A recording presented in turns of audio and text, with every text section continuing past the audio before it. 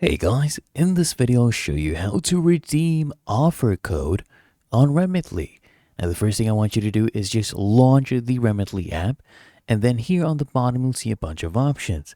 Just come at the bottom right and tap on manage. Okay, and from here I just want you to go ahead and scroll down and then tap on this option right here that says redeem offer. Okay, tap on this and you'll be on this page where you need to type in your redeem offer code.